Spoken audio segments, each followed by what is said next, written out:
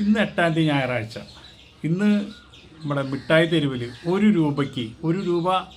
എന്ന് പറഞ്ഞു കഴിഞ്ഞാൽ കോയിൻ കൊണ്ടുപോയാൽ കിട്ടില്ല. ₹1 നോട്ടുണ്ട്, പഴയ നോട്ട്. ആ നോട്ട് കൊണ്ട് ചെന്നാൽ ആ നോട്ട് കൊണ്ടുവരുന്ന ആൾക്ക് ₹3000 വിലയുള്ള ഷൂ ഫ്രീ. കട ഉദ്ഘാടനമാണ് എന്ന് പറഞ്ഞ് അവർ പരസ്യം ചെയ്തു.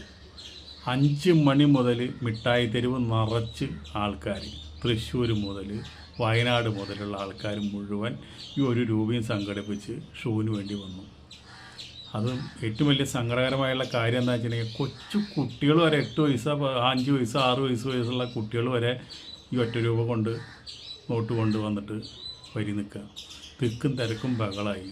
കടവിടം എന്താണ് ചെയ്തത്? തട്ടിപ്പണത്. അവരുടെ പരസ്യം. ഇതിപ്പോൾ മമ്മൂട്ടി മോഹൻലാൽ വന്നാൽ പോലും ഇത്രയും തിരക്ക് ആ കടയുടെ മുമ്പിൽ ഉണ്ടാവില്ല. അതിനേക്കാളും വലിയ തിരക്കാണ്. ₹1 ഷൂ കൊടുക്കാമെന്ന് പറഞ്ഞൊരു മനുഷ്യന് കൊടുക്കണമില്ല.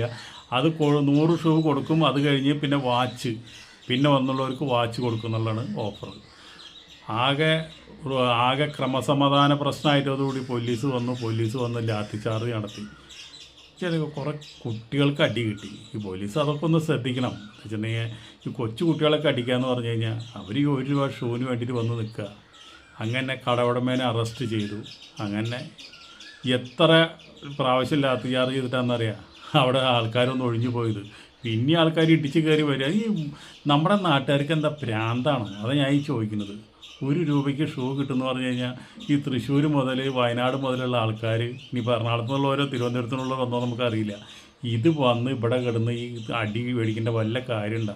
ഈ കട അവിടെ തുറന്നിട്ട് 4 ദിവസം 5 ദിവസമായി. ഇവർക്ക് വേറെയും കടയുണ്ട്. അവിടെ ഇവർ ഇതേ സൂത്രം തന്നെയാണ് അവിടെയും പയറ്റിയത്. അതേപോലെ തന്നെ ഇവിടെയും പയറ്റി. അപ്പോൾ ഇവർക്കാന്ന് വെച്ചിട്ടുണ്ടെങ്കിൽ 5 ദിവസമായി കട തുറന്നിട്ട്, അന്നൊന്നും ഒരു മനുഷ്യൻ പോലാണ് കയറാണ്ടിരുന്ന കടയാണ്. അപ്പോൾ അവരെ വേറെ കടയിൽ പയറ്റിയ അതേ തന്ത്രം തന്നെ അവർ ഇവിടെ പയറ്റിയോട് കൂടിയിട്ട് ഇവിടെ ആകെ ലാത്തി ചാർജായ ആൾക്കാർക്ക് പരിക്കായി.